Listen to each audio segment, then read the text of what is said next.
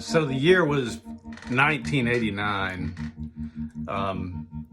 It could have been 88, but I think it was 89. It's a Friday night.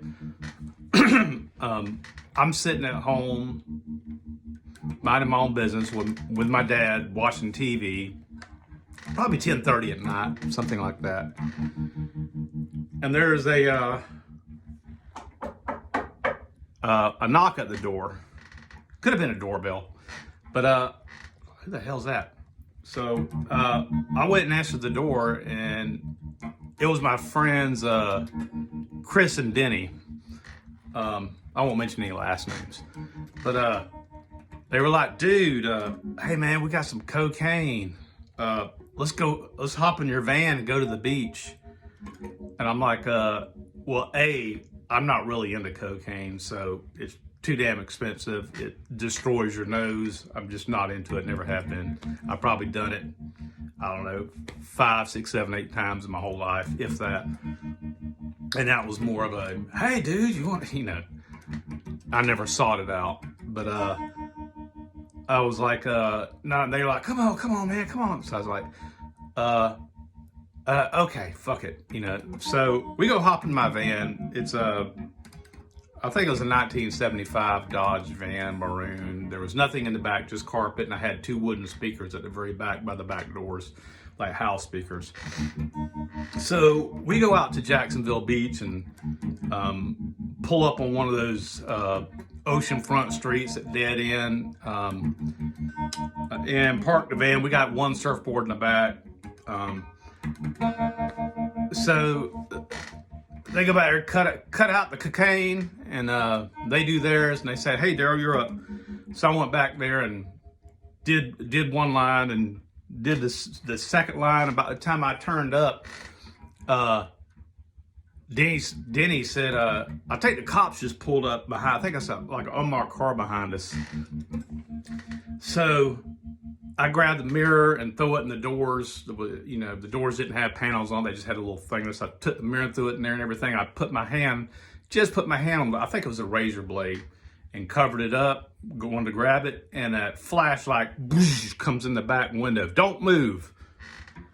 So I'm sitting there frozen like this, and meanwhile, 2 or 3 more cop cars pull up on the doors that open out the side of the van.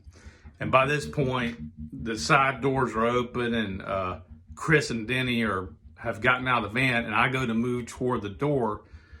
And when I start moving toward the door, the cop with the flashlight starts to go around the door too, so he's got the light off me. So I take the razor blade and kind of in between the door, going to the door, I just stick it there behind the car, drop it behind the carpet up against the wall. So everything's sealed. And I think Denny's got the cocaine, whatever little amount it was, in his pocket. We were like 19 or 20, so there wasn't a whole lot of money going around, like my income at the time was about $135 a week. I think Denny made more than we did. He probably made a couple hundred a week, But yeah, we're not talking like pounds of cocaine. We're talking like little tiny, $70 or $80, whatever you get for that.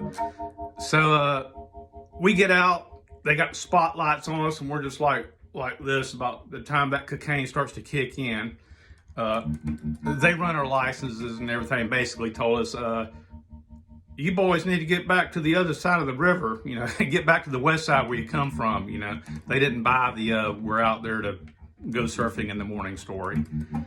So we go to crank up and leave, and for some dumb reason that I still can't fathom is like I'd had trouble starting the van during that time, and I was like, I'm going to act like the van's having trouble. And so I turned the van and acted like it wouldn't start. So then I'm going to go and pop the hood, and